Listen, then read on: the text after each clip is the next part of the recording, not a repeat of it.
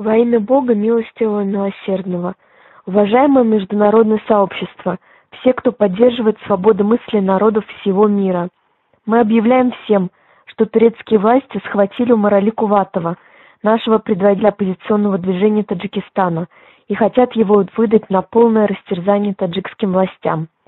Мы просим вас помочь нам и поднять плакаты у посольств Турции по всему миру. Просим всех свободомыслящих борцов за освобождение угнетенных народов во всем мире, чтобы каждый внес свою лепту, ибо участь каждого народа сегодня едина.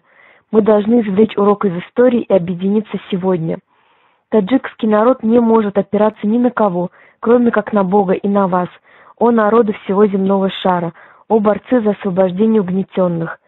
Сегодня наступил черед, чтобы вы обратили внимание на один из народов, таджикский, который уже 23 года находится под угнетением, пытками диктаторского режима в Таджикистане.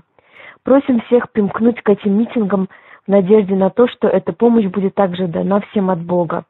Нас сегодня, всех людей земного шара, угнетают поодиночке. Так не настало ли время объединиться всем угнетенным всего мира? Помогите сегодня нам, и этим помогите себе.